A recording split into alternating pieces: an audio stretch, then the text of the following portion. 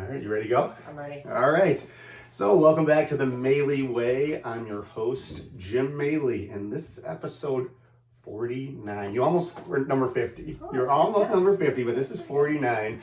However, this could go down as my Jordan flu game. I am not feeling the best, and the Maley Way, I told Claudia, the Maley Way does not stop, so I'm going to try to power through it. Hopefully I don't get Claudia sick and we could have a pretty good conversation. Today's guest, though, is someone that my wife and I have become pretty good friends with. You were friends with Katie beforehand, or kind of co-workers, but then we kind of have become friends through our kids. And I think for men especially, we could talk about this later, but I was thinking about like with Dan. I don't know how Dan is, but like for me, I went through a period where like I didn't really hang out with a lot of people.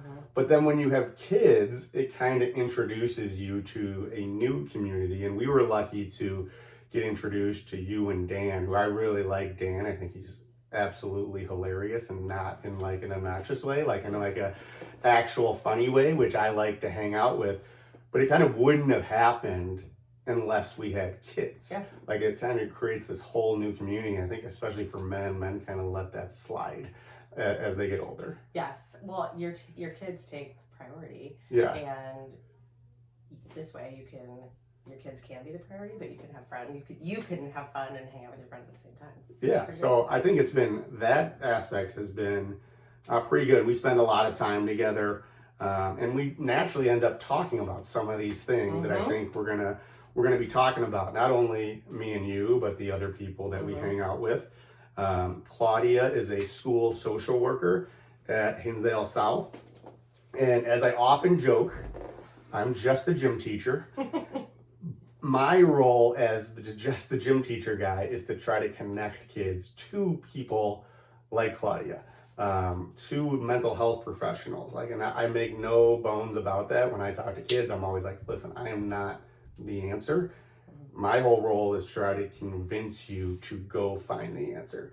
And I think you're one of those people, and we have people at our school who are the answer for a lot of kids, or at least a partial answer, whatever the case may be, to get them on the right track.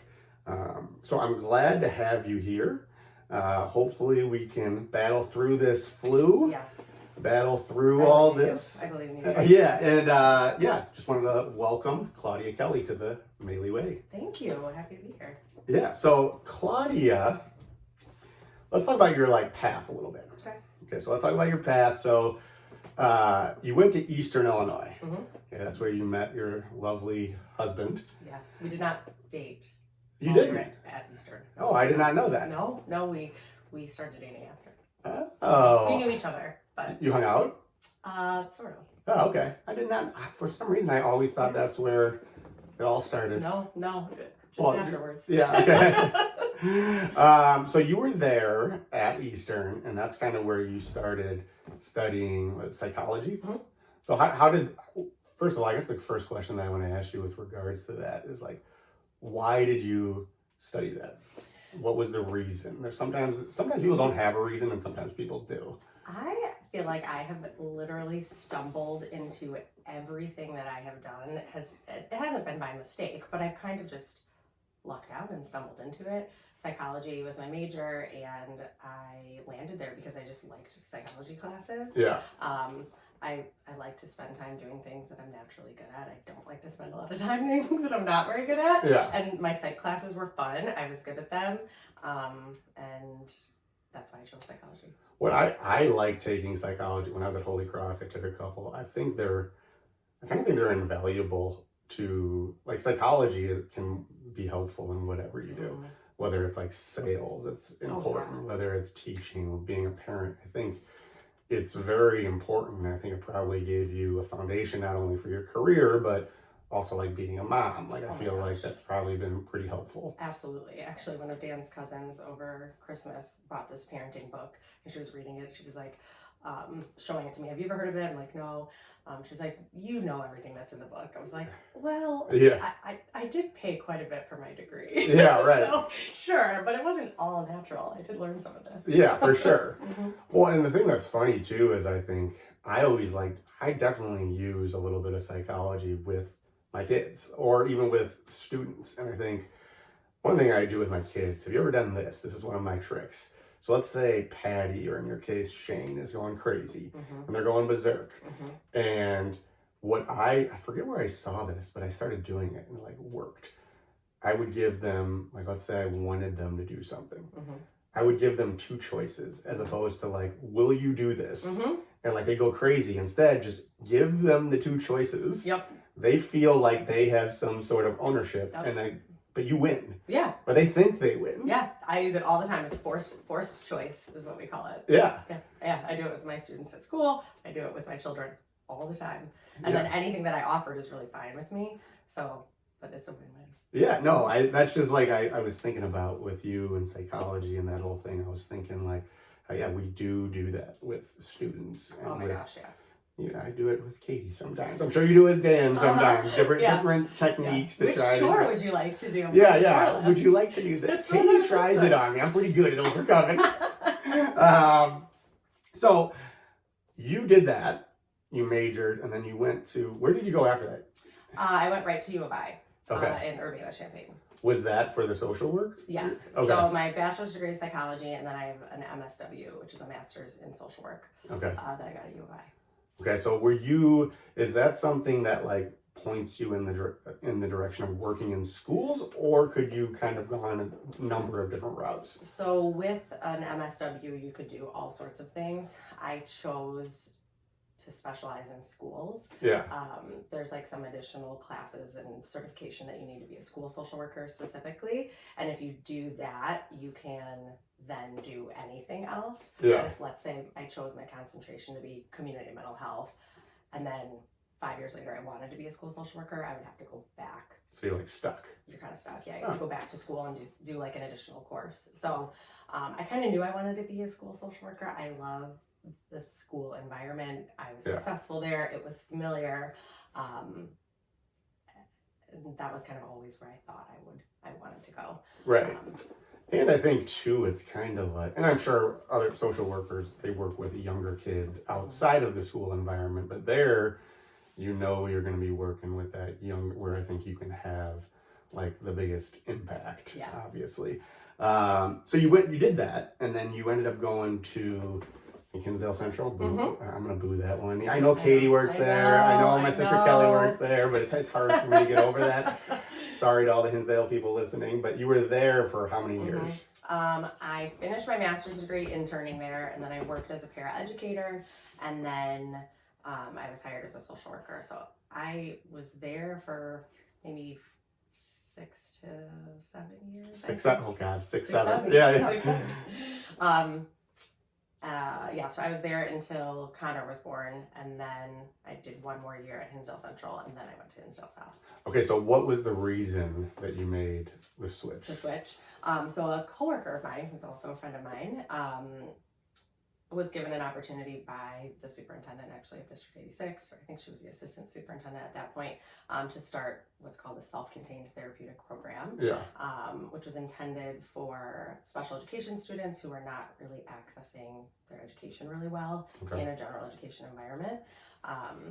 Hinsdale South has more space than Hinsdale Central, so that's why the program went there, but it was for all students at Hinsdale Central or South. I didn't know. So it's for all students from across the district. Yeah, they can go there.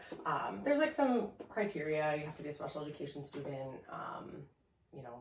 A lot of the special education process we've got to follow. But it was a very, very cool opportunity to kind of specialize. And I got some amazing training. And I work with a very small population of students now as compared to what I did when I was at Hinsdale Central. Yeah, that's probably pretty nice to get to know them better and maybe have a little more pull with some of Mhm. them. Yeah, I think when you're a generalist social worker, I like to describe that as you need to have knowledge that is like a mile wide, but Yeah. when your knowledge is a mile wide, you can really only go an inch deep. Yeah. And so I was just looking for something that allowed me to a little bit more depth with students and more time with them, really. Well, I mean, that's kind of like the whole thing too with like buy-in. Like I feel like nowadays, back in the day, like kids bought in. Like if a teacher said something, there was automatic buy-in. Yeah. Or even like as a social worker, like I feel like when you are responsible for a whole population, it's hard to get that buy-in as opposed to you're working with a smaller group of kids.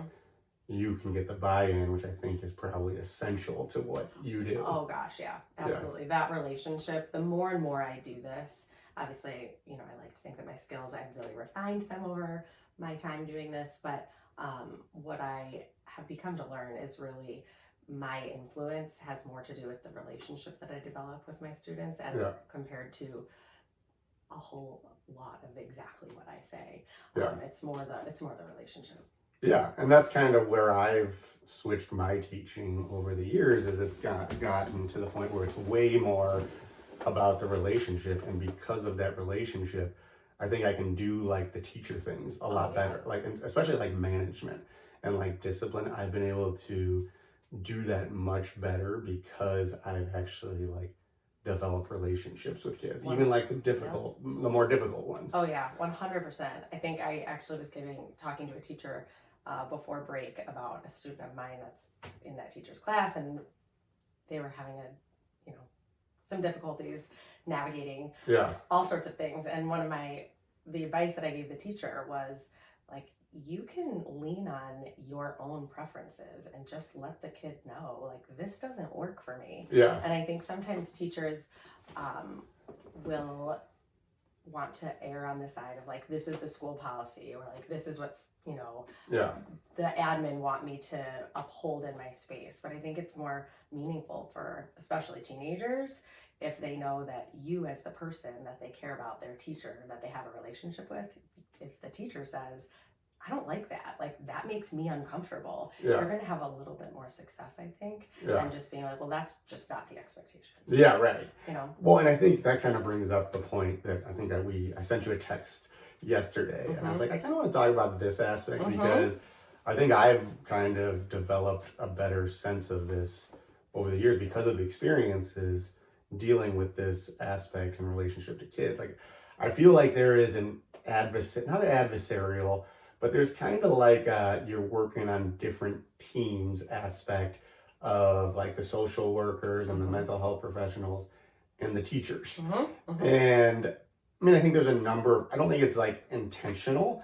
And I think a lot of it is just miscommunication or not enough time to communicate like what is exactly going on. And I think privacy also, I know it's a good thing in certain respects, but I think it would be nice as a teacher, like if we knew some of the stuff that went on or would go, I just think it would be helpful. But I think it's kind of created like an environment where I think you said, or let me get your thoughts on that first. Yeah. So what are your thoughts on that? I do agree with you. I think that relationship of kind of social workers being a professional that kind of like, we're advocating for the teacher to like help the kid, or can you adjust this expectation, or like something that represents like, letting it slide. Yeah.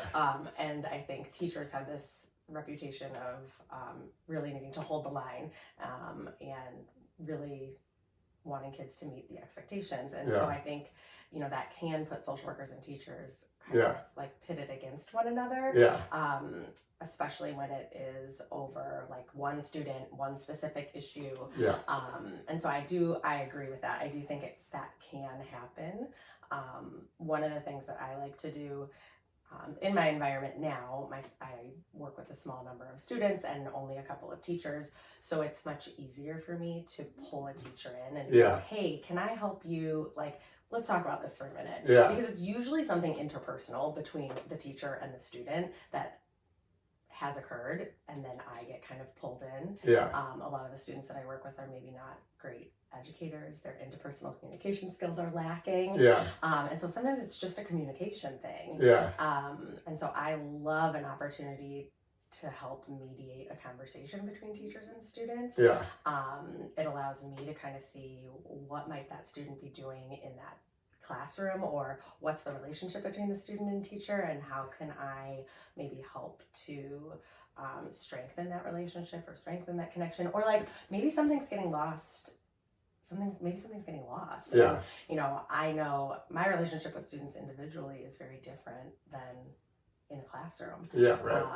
I do teach a little bit, and so I'm like a make-believe pretend teacher. I'm not a real teacher, but I do have to command some space in a classroom, and the relationship with students is just very different in a one-on-one space that feels like this as compared to a classroom with peers, and you're also trying to like learn and teach. Yeah.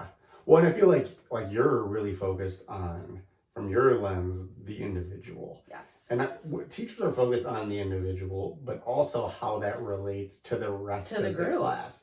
So like it's almost like at times you have to make a decision as a teacher that may not necessarily be in that individual's best interest, but it is for the rest of the class. But anyways, here, I guess what I wanted to say about this is my solution. Here's my solution, because this happened. So I had this student, and me and her kind of butted heads. And at one point, she like did something. I was like, listen, this seems like it's something more. Like this seems like this is like a call for help. And you know, then like she broke down, and we talked, and it was bad. And I brought her to the school social worker, and this was a girl that I did not have a great relationship with. It was like a little adversarial, but I took a chance and like just was like, you know what, I'm just gonna ask this girl like, what, this seems like something more.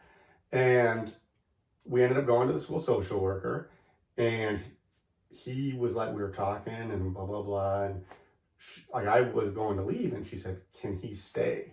So I stayed, and it was just really nice to see the social worker in action, because he was really, really good with this girl.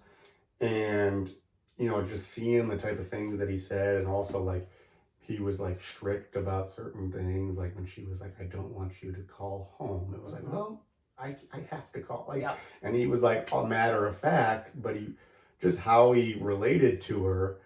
It was almost, not that I was like adversarial with, like, I knew they were so important, especially from my own personal experience, but it was nice to be able to see that in action. And I almost think if there was a way where you could see that in action a little bit more, even if it was like, I don't know, if it was like somebody gave permission to record like you two talking so that teachers could see like the interaction.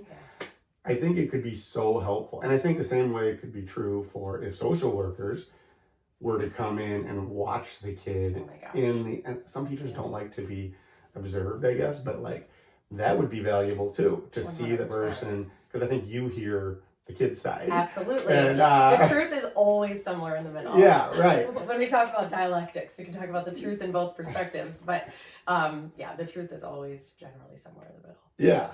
So I think if there was a way to like get that happening more, and I know there's the privacy issue. So it's like, well, you can't have a teacher sit in on a meeting with a social worker, but like, I don't know. I just think it really opened my eyes. And not that I was like believe me, I was the exact opposite of anti the mental health professionals, but it gave me a better idea of like how they have to like attack things. Yeah. Especially, you know, that social worker may not have known that student. Right. And so it is a fresh person that you have no idea anything about them, and so you were kind of like the conduit because you knew the student. And I think it was kind of nice for him to see, like, I remember being in there, I'm like, she doesn't really like me, but like I talked to her about this, and like I think it was nice for him to see like what I did with her to like build that relationship, even though like she didn't like me that much. Yeah. And she even like, I wrote this thing about it because she gave me permission. She wrote like a thing this year about how I was like her mentor. And the first like 3 paragraphs were about how much she didn't like me for a long time. I was like, I kind of like that. Right. It kind of reminded me, I had this student who once goes, Mr. Maley, you're the teacher I hate the least. I was like, that is like the best compliment anybody That's could compliment. But it was nice for him to be able to see that and see like, oh, this goofy, tall gym teacher like was able to establish a connection that got this person to me. Right. I don't know. Right. Yeah. We are all, I think, so important, and like that's actually one of the reasons I love working in a school. It's like there's just this huge network of people, and everybody's got this unique kind of role in all the students' lives, and together we all like make it happen. Yeah. But all of us are important for the student and helping the students figure out how to be the best versions of themselves and go make something of themselves out there. Yeah, no, for sure. And then the other thing do you guys do the trusted adult thing? Okay, I actually, when you were saying that, was going to bring that up. I brought it up to one of the tech Or did I talk to you about that? No, I heard it on, I don't know if you talked to me about it or if I heard it Okay. on one of your podcasts, but we use Infinite Campus also. Yeah. So one of the tech guys was in my office helping me with something. I'm like, hey, by the way, I heard about this, we could put this trusted adult thing. Like, let's talk to somebody about that, because that could be so incredibly helpful. Yeah. When you're, as a social worker, when you're having conversations where, you know that maybe you need to talk about something, Yeah. but if you don't have a relationship with the kid, it can be really challenging. And pulling in somebody who this kid has a relationship with can be really, really helpful. Yeah, like I would say, like, you know how like schools sometimes come up with policies and you're like, oh, come on. Like, this is going to be over within a year. Sorry, District 211, but it does happen sometimes. But this was a policy where I rolled my eyes at it at first. But then as I got to see it in action, I was like, this is actually an amazing thing. Oh, yeah. Because not only like do I know the kids who have put me as their trusted, so now I know, hey, I have this person.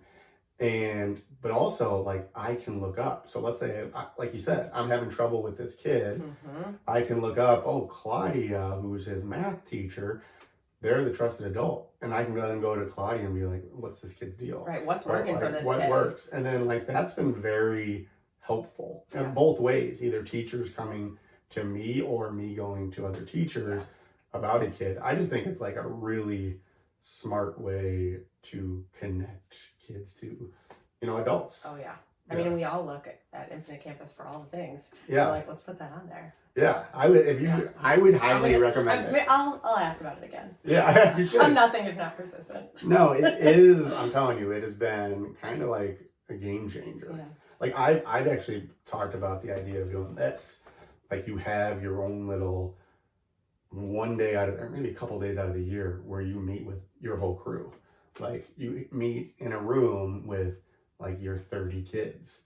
And like you have a Mr. Maley like trusted adult session with the kids. Yeah, that would be awesome. Yeah, I think it would be a way to kind of like, I think we talked about like community. It'd be a way to build like a sense of community. And usually the kids are going to probably be similar in how because whatever that type of personality leans to that person. Yeah. I don't know. Just think about it. I will. Other schools do it too. Really? Other districts I've heard of doing The trusted person. Yeah.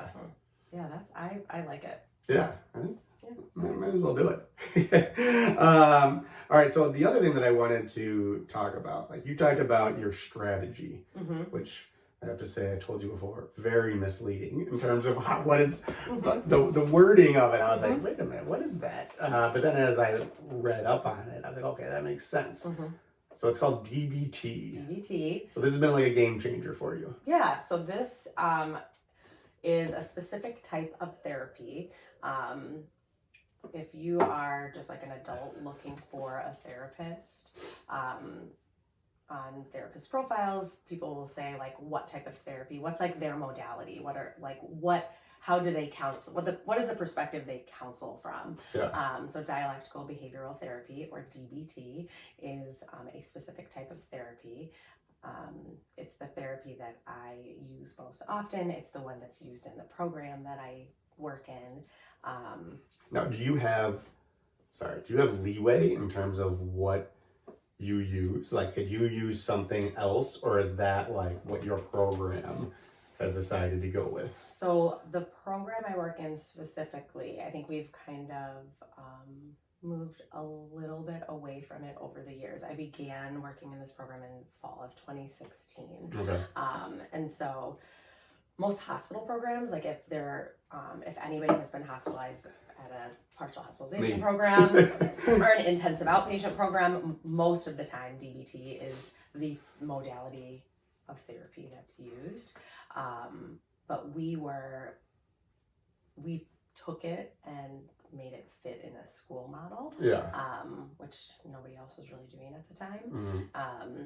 And I was able to get a lot of training. So, I would say I teach the skills component of the therapy in this like class, and then I use it in my individual sessions with students as well, when I'm trying to help them problem solve or when situations arise. So you teach it to your group of students. Mm-hmm. Oh, that's pretty cool. Yeah, so the therapy itself has 4 components, one of which is a skills component. So the idea is like if you are a person who's struggling, you probably have some skill deficits. There's probably some areas that you could use some instruction and learning on. And so there are 4 areas in the skills component of the therapy. And then we've made that into an elective course. Okay. So that's what I teach when I teach. So is that you're teaching that just for the students in your program, or could anyone in the school take that little course? Maybe they have an interest in being the next Claudia Kelly. Claudia Kelly. Yeah. Right now, it's just for the students in our program. All right. But it's pretty great. Yeah. Mm-hmm. So what exactly? Like I know there those 4 components. Like what? Can you just explain it to me? So the 4 components. In like dumb person terms. Okay. So there's four skill areas in DBT that I aim to teach. One is mindfulness. Okay. So mindfulness is the idea that we are going to focus our attention on one thing with purpose, and continue to bring our attention back to whatever it is that we're choosing to focus on. Mindfulness is a very popular word. People use it all the time. People use the word mindfulness. You can practice mindfulness. You can live mindfully. It's like a buzzword, but there is some very specific instruction that you can teach people how to practice mindfulness. So let's say I'm a kid who I'm struggling, and I come into you. How do you broach mindfulness with that kid? So I usually will say, so are you willing to try something that's weird? Because it is weird. And then I will usually talk about the benefits of mindfulness, right? There's, if you can over time practice focusing on one thing, it doesn't matter the thing. I could practice mindfulness while staring at that mug over there, and just keep staring at the mug for 3 minutes or 5 minutes worth of time. And every time my mind wandered to something either in the environment or my mind wandered to something, to a thought, and then I brought my attention back to the 2006. That's practicing mindfulness. Yeah. And so I will try to start my sessions with mindfulness. So like just a couple of minutes of mindfulness just to like ground ourselves, and then review like, all right, like what showed up for you during those couple minutes? Yeah. What thoughts showed up for you? Where did your mind go? And then just kind of talk about that a little bit. Yeah. Part of the benefit of doing that is you can separate from your thoughts a little bit. People who struggle in general tend to be very enmeshed with their thinking, because I think it, I must be it. Yeah. And when you can practice seeing your thoughts, seeing your emotions, then there's like some wiggle room to maybe act in a different way as opposed to acting in a way that is in line with the thought that you're having. Yeah. That makes sense. If that makes sense. That makes sense. Yeah. So that's mindfulness. Yeah. The next skill area is distress tolerance. That's like your very typical social worker, like skills toolbox. Yeah. Then another area that we teach is emotion regulation. So basically just teaching like, what is an emotion? What are emotions? Why do we have them? What is the point of them? Yeah. And get people really comfortable with emotion vocabulary. So one of the things we know is that from a body perspective, fear and excitement from a physiological perspective are very similar. But when somebody is fearful, they probably have the urge to act in a very different way than if you are experiencing excitement. So a lot of people who struggle can't necessarily differentiate between different types of emotions. They just know they're feeling something. Yeah. So we really worked to bolster that vocabulary. And then the fourth skill area is called interpersonal effectiveness, which is basically like how to have good relationships with other people. Yeah. And how to ask for what you want and what you need in an effective way. I think that's the one that I've like the relationships. Because I was like I was like really quiet, like, and wouldn't talk to anyone. And like once I started talking, even when it's been about like all of this stuff, it's been so helpful. Like even sitting here with you right now, I say this when I have like every guest on. I'm like, by the end of this, I feel pretty good, and it's just talking. Yeah. And building like that sense of community where before I thought it was like cooler to be a lone wolf. Yeah, like stay quiet. Yeah, right. Yeah. Where now I think it's the exact opposite. Let me ask you this. Do you have better success with males or females?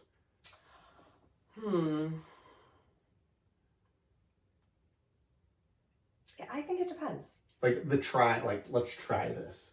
Let's try this mindfulness practice. Generally, females are a little bit more willing to try something. Yeah. That's weird. Yeah, right. I mean, and I'm working with teenagers who are a tough sell. Yeah. To begin with. Yeah.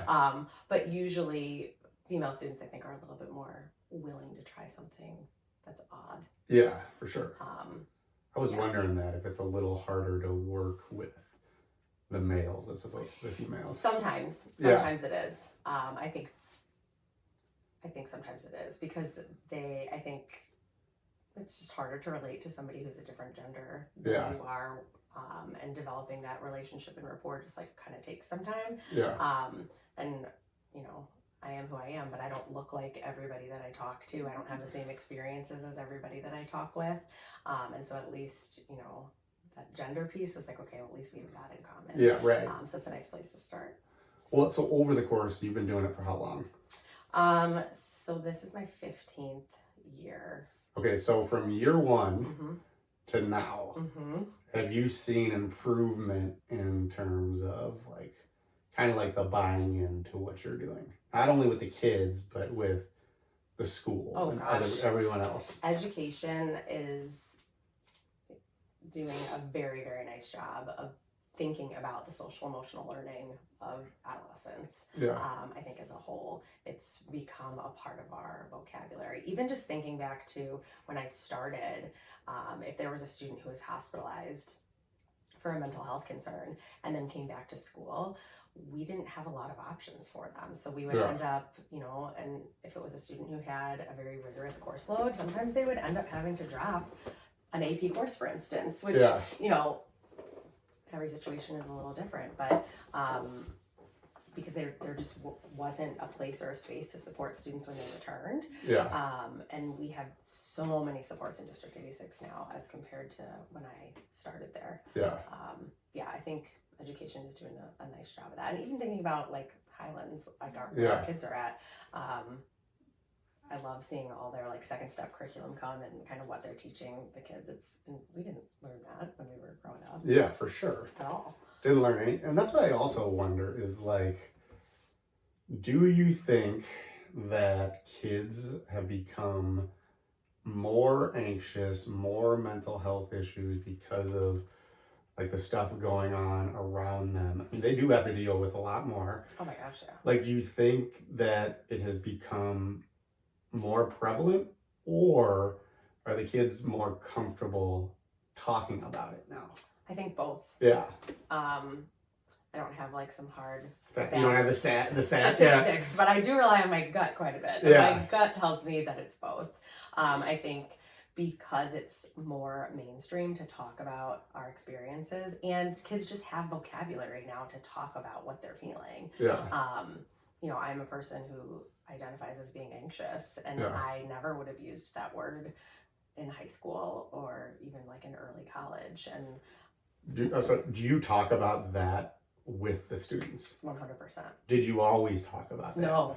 Mm-mm. So when did, because that's kind of where my whole change has happened. It was probably like 7 years ago. When did you first start talking about that? And did you notice a difference when you did? Oh, yeah. I mean, I would say for me, when my role changed, the students that I work with now are more impacted by mental health issues just in a more significant way as compared to the students that I used to work with. And it really feels like this like school family with students because they see me, I'm there all the time. And so they just know more about me because I choose to talk about my family and myself. And I think it's important for kids to know that I don't have it all figured out just because I'm an adult. I'm an adult who's still working on my own stuff. Yeah. And I think that's very, very powerful for a teenager to see that like I'm a grown up figuring this out in the same way that you're figuring this out for yourself. It's like admitting weakness or admitting failure, I think helps. There's this analogy, oh my God, I always get analogies and I'm first confused, but there's this visual that I will draw sometimes for students, like two mountaintops, and you know, one little stick figure on one mountaintop and another little stick figure on the other mountaintop. And what I like to say is like, this is me over here on my own mountain. I'm doing my own thing, like trying to navigate my own life the best way that I know how. And you're over here on your mountain trying to do the very same thing. I'm not on your mountain. I don't want to be on your mountain. That's yours. Yeah. But I do have a vantage point from my mountain that could be beneficial to you. Yeah. And you probably have some things that you could teach me. Yeah. Because your mountain has been very different than mine. And so I think that can be really disarming when you kind of approach things that way. Yeah. And kids relate to that.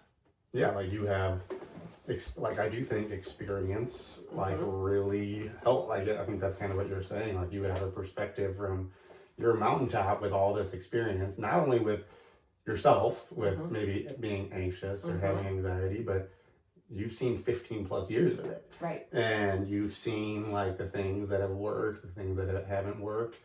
You've probably seen some very tragic stuff. And then you've probably seen some great successes too. Yeah. And I think that's probably helpful if you can almost relate what this particular kid is going to. If you have another success story of a kid, hey, I knew this kid that he was exactly like you, and he was able to do this, this, and this, and got to that point. I think that's a good motivator, you know, when you can rely on experience. Absolutely. Yeah. Yeah. Yeah, I do think things have gotten back to your original question. I was wondering how we got there. Yeah. But I do think things are tougher for kids now than when we were growing up. Yeah. Like the constant on all the time, the constant comparison with social media. I think phones are really hard to navigate as a young person. Yeah. I think it is tougher. Yeah.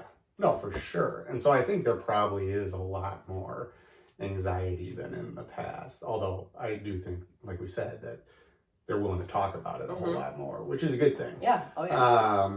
And I think there's been a lot of people who have come around, like particularly like people like myself who like, I was like anti, like, oh no, that's not a real thing. And I think when you can come from that perspective too and be like, listen, I was in your shoes, like I thought this was BS. Right. Like I think that helps, especially with boys.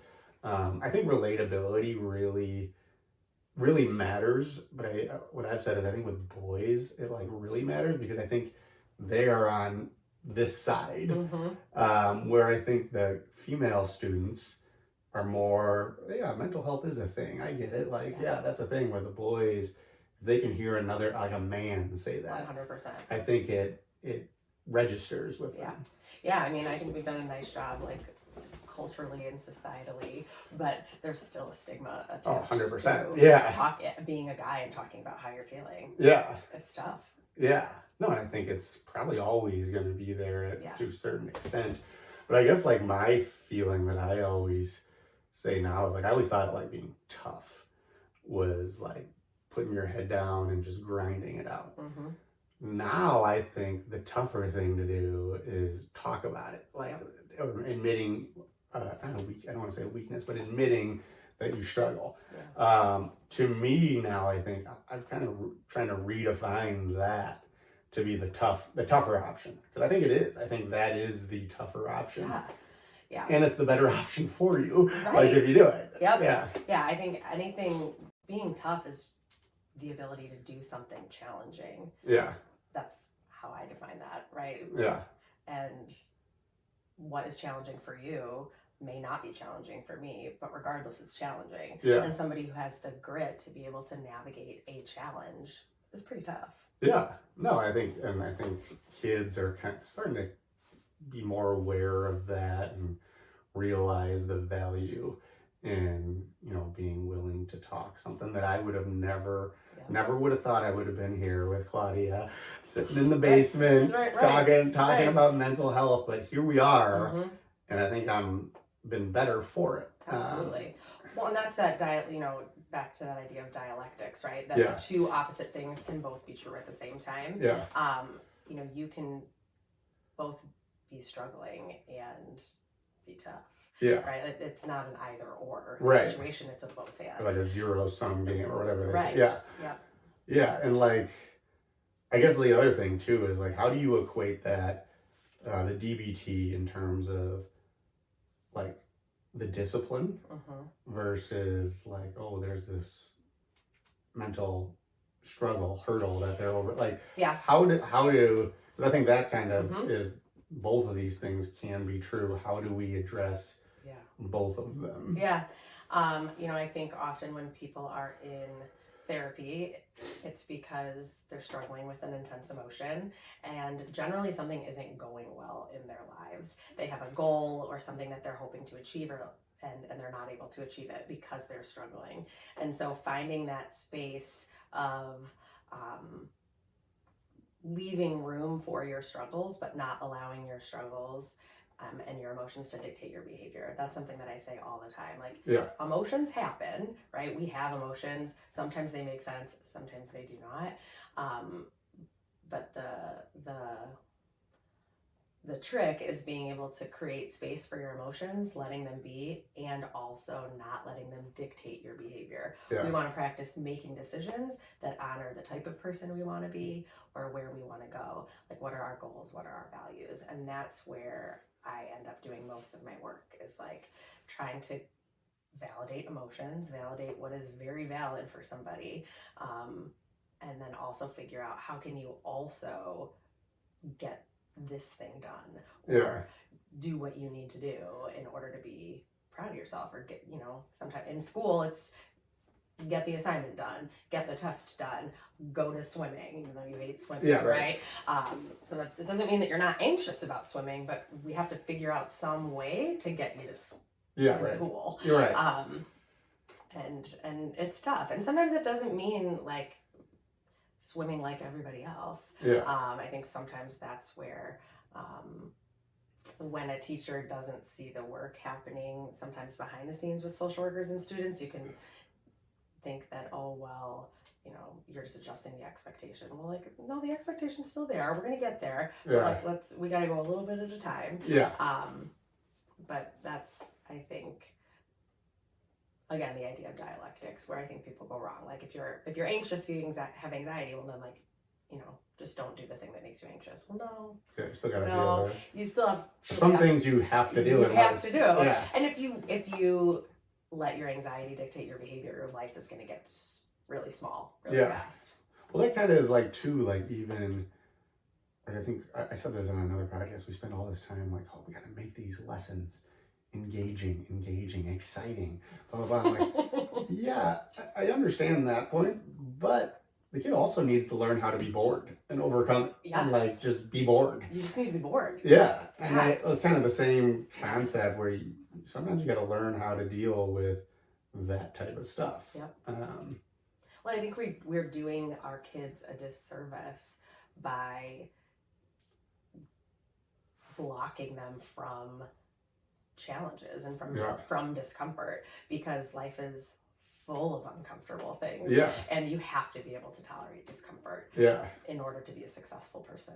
Well, you just have to. Yeah, and sometimes like what I found in like coaching, like failure is good. Like failure is very good, and learning how to adjust from it. I remember our sons were on the same you might not even remember this. They were on the same basketball team, and we were playing, like, this was when they were young, and I probably shouldn't have taken this hard of a line, but they were playing against a team that we had beaten before, and I could see we were like joking around before the game. I could just tell. And like, I almost went out to say something, and then in my head I go, no, these kids, even though they're 7 years old, they need to learn like that you can't take people lightly. They're going to get their ass kicked, and I'm going to let it happen. Yep. And they did, and they lost, and I was like, to me, that's more important than winning that game. Yes. Well, and they, at that point, were not losing very often. Yeah, right, yeah.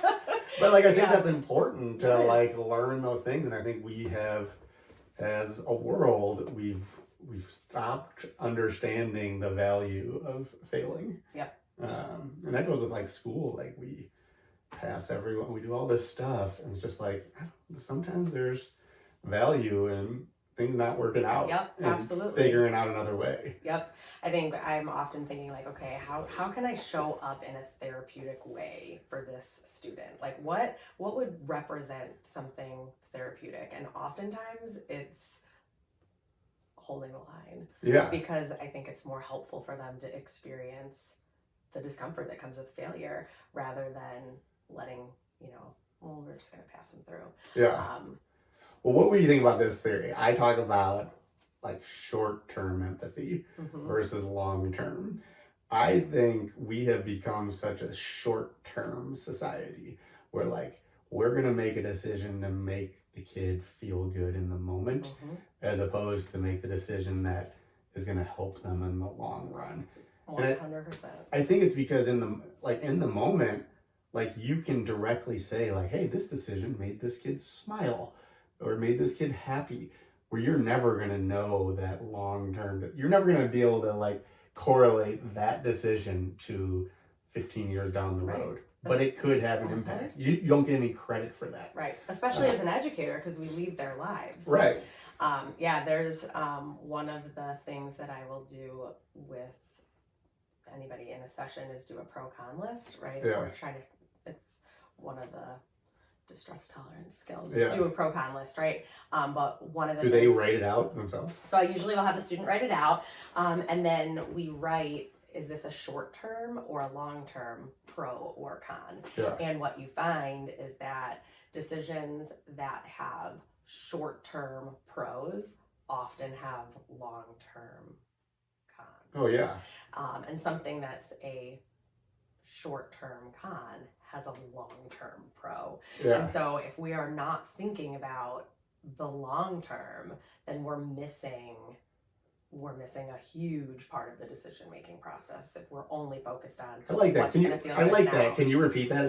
This might be like my, I take stuff from other people, and this might be one of the things that I take. All right, let's see if I can. All Say right. it again. This is kind of like a witch's left and right. Yeah. Let me see it again. So often decisions that have short-term pros, so something that's going to be good for you right now, often has a long-term con. Yes. And something that has a short-term con, so something that's like maybe not so great to endure right now, has a long-term pro, something that's going to pay off for you in the future. So like in a sports metaphor, I would think like, all right, doing a conditioning drill stinks in the moment. Yes. However, when you're in the fourth quarter in your next game and you're able to keep going, then it matters. Yep, absolutely. A scrimmage is much more fun in the short term. Yeah. But what's it going to do for you in the long term? Yeah.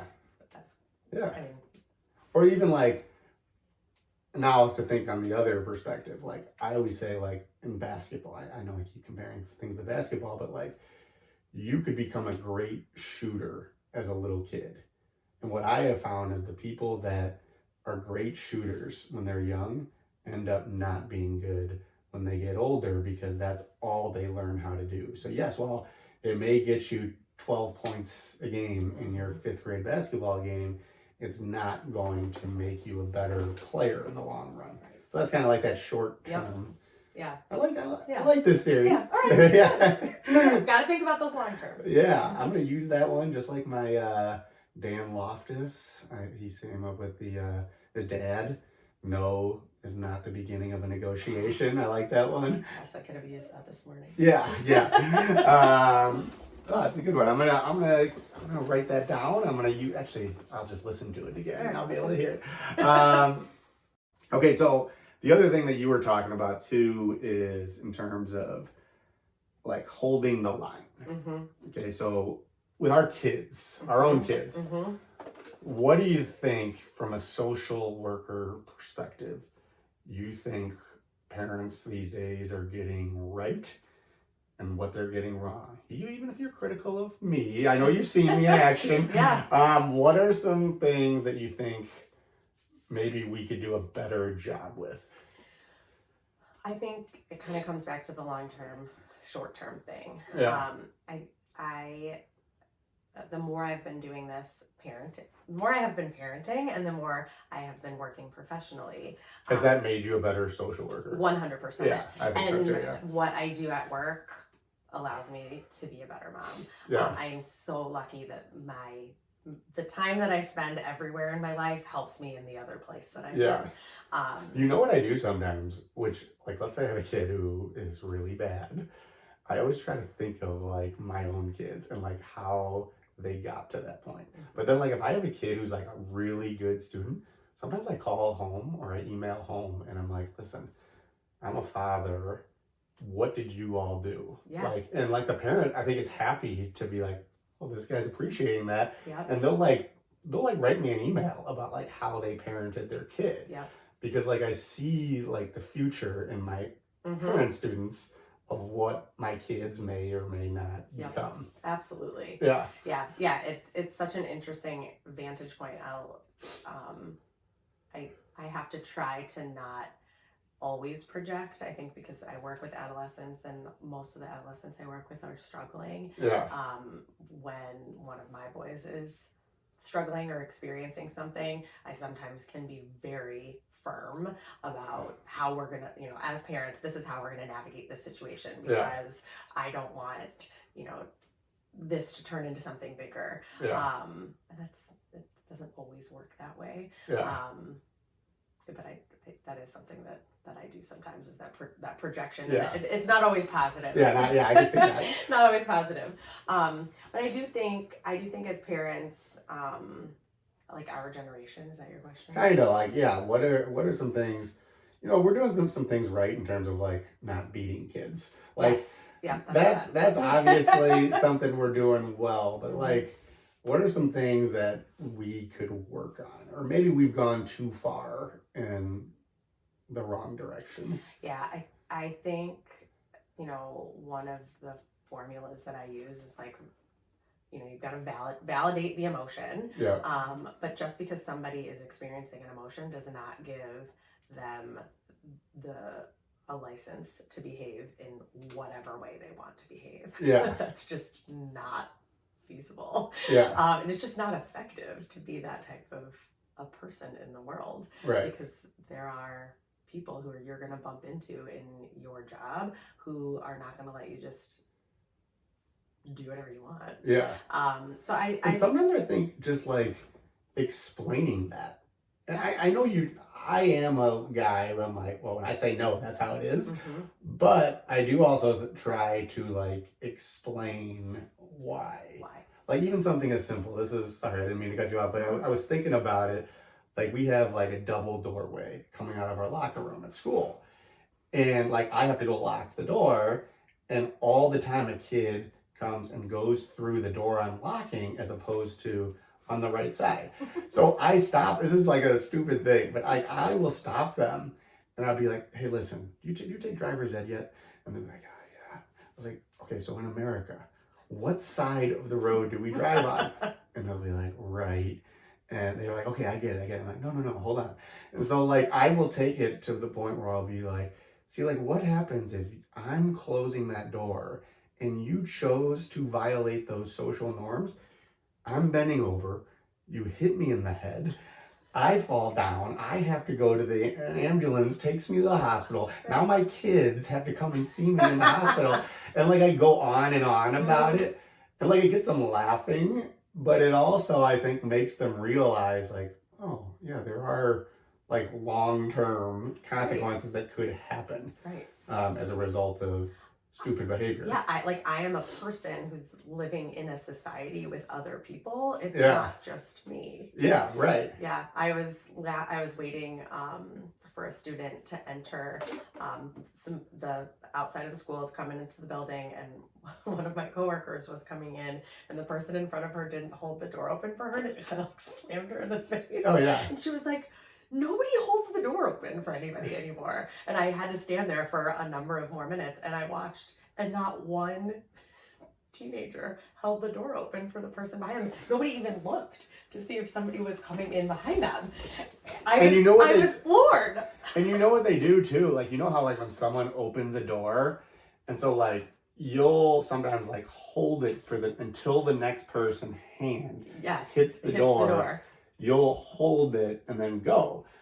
I've noticed kids just walk through. They don't put the hand up. They're not even holding the door for themselves? Yeah, like they'll let it hit them. I'm just like, what is going on? It's just like a little...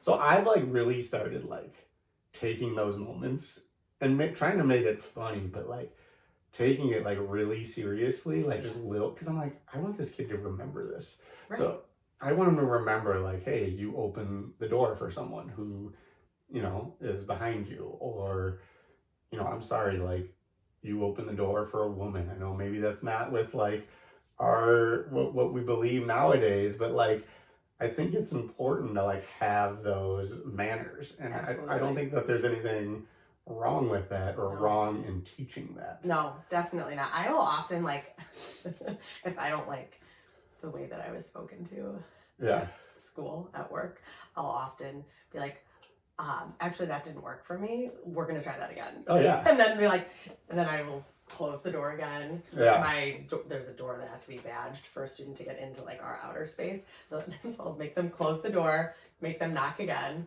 I'll wave, and then I'll open it up and give them another chance to use a different tone of voice. Yeah. Because they're generally wanting something from me. That's a good move. I like that. I often try to make what is implicit explicit. So like that, sometimes kids just don't realize the impact that they're having on other people. Yeah. And if you stop and like teach them, like, you're about to ask me for something during my lunch break. Yeah. You want to come into this space and blah, blah, blah. This is my lunch. Yeah. I'm going to need you to use a different tone of voice. And also let me know, like, what's in it for me to get up and help you. Why should I help you? Yeah. So try to do that a lot. And I try to make it funny. And I have great relationships. So I think they're great relationships with the students I work with. So I can kind of like, you know, be a little irreverent. Oh, yeah. Too.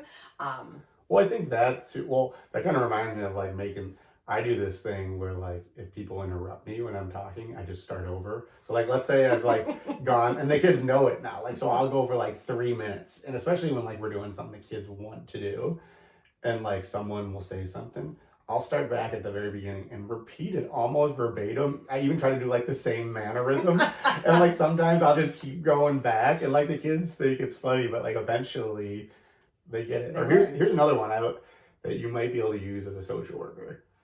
The kids who sometimes are not pay attention, like in health class, or who are talking when I'm talking, when I have them present something, I act like one of them to get them. We talk about feeling, get them to know how it feels to be up there in front of people.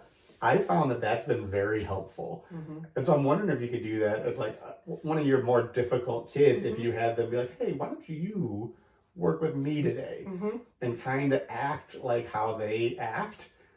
I'm wondering if that could be helpful. Yeah. Have you ever tried that? Yeah, in different ways. Sometimes even in like a one-on-one therapy session, there's opportunities that I can take to kind of to help them see what it's like to be on the receiving end of some of the ways that they communicate. I think that's helpful. Yeah, I mean, I did it with Connor. I do it with Connor all the time. Yeah. Like, oh, I'm sorry. Did you want me to do something for you? Yeah. And it probably works. Yeah. I mean, it gets him to stop. Yeah, right. It and maybe think. Yeah. Yeah. Yeah, that's cool. Yeah. Yes. So I wanted to talk about that. So just talk about the last thing I wanted to talk about was like kind of like the importance of community. And I think you were kind of talking about how you have, when you're working at work, you have like that community that you want. It's like a smaller community. Like what's the value?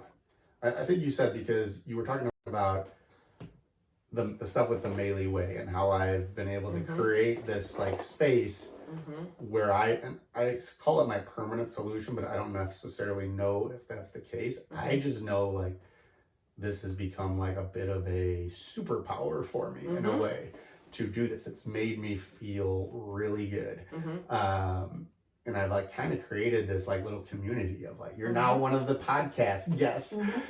I don't know, it's just created like this little community of people who are like-minded, who, you know, understand the value of mental health.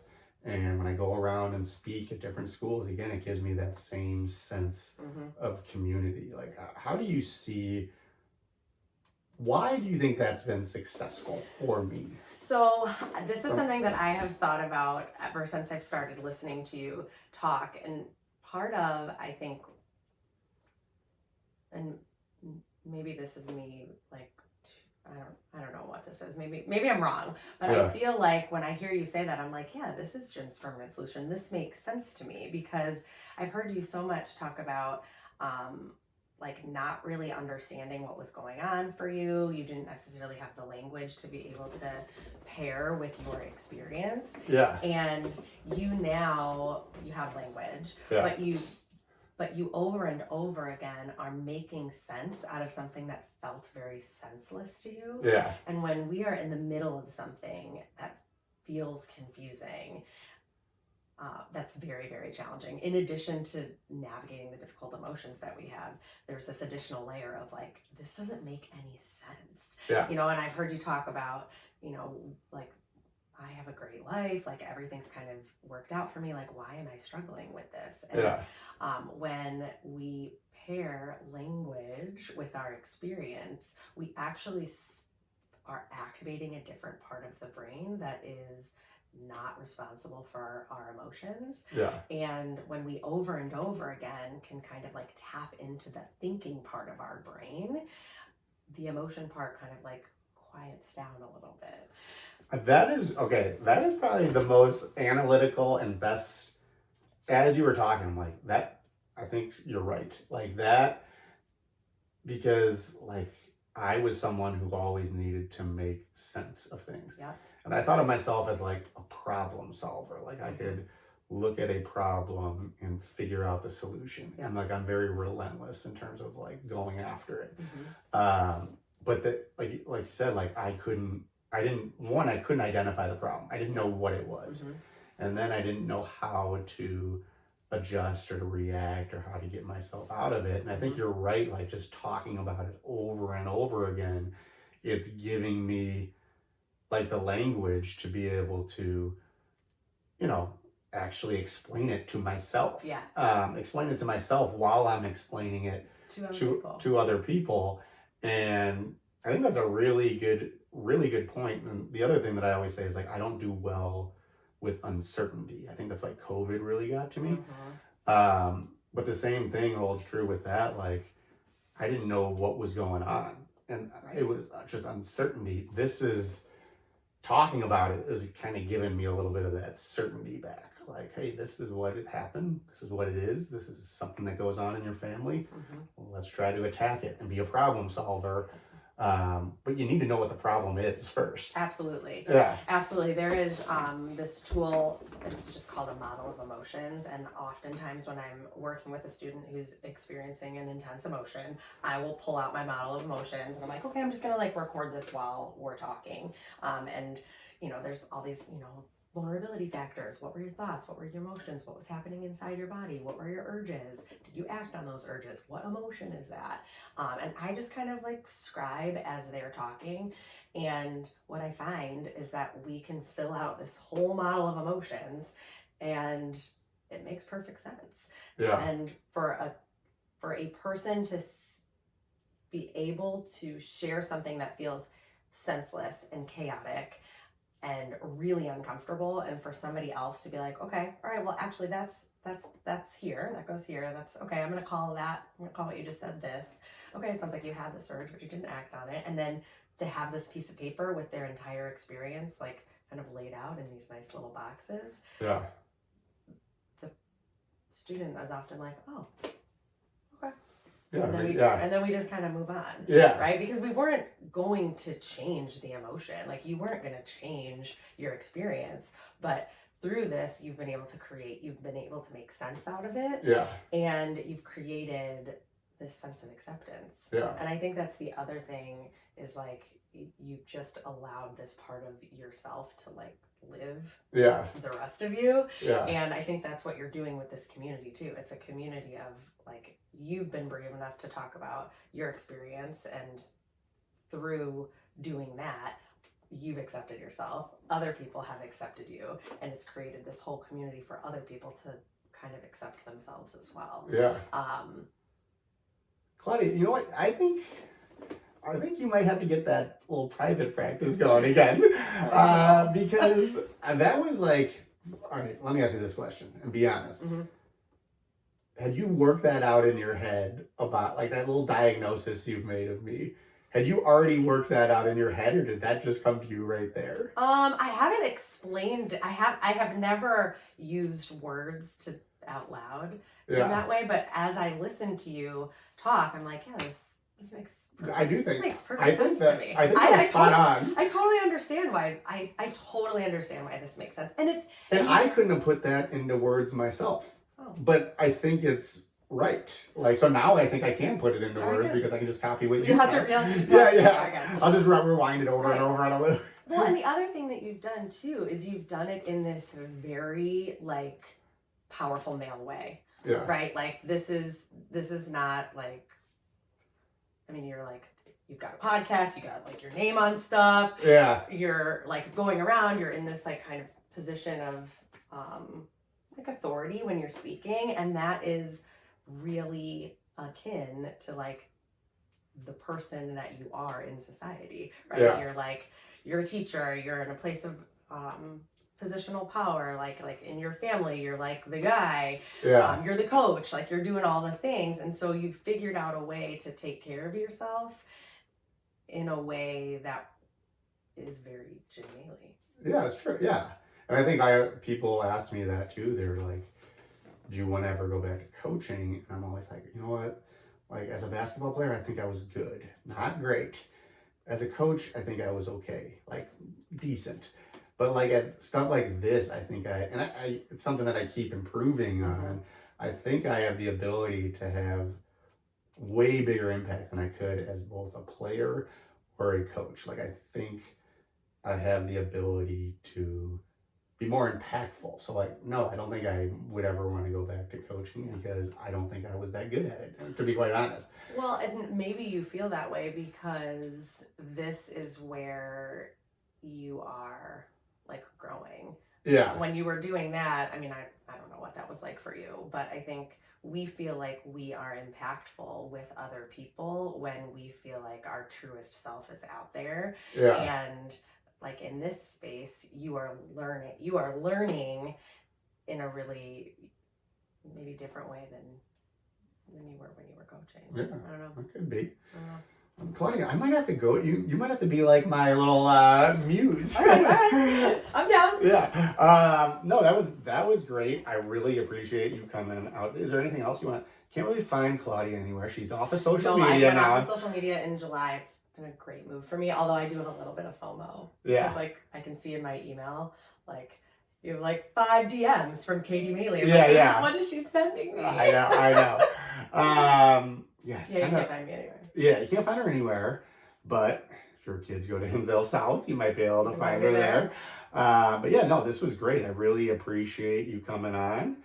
I think I actually learned a lot listening to you, and I think again that's what we talk about is like I think there's got to be a way to get everyone. Not that people aren't working on the same team all the time. Like I have great relationships now with like our social workers at school because they've seen like what I've been like. It's just kind of all come together. So now we have You're my people. Yeah. So now they have great relationships. I think if we could kind of get that going a little bit more, I think that could be very helpful to kids and to adults like in the building as well. Yeah. But again, thank you for coming out. As I say to close all the time, I said we share our stories to help others, but also to help ourselves because that's the Maley Way. That was good. Right, Oh good. yeah, hour 9. That's perfect. I told my mom I was coming over today, and she was like, "Well, it's not live, right? Like Jim will be able to edit it." I don't think we need to edit anything.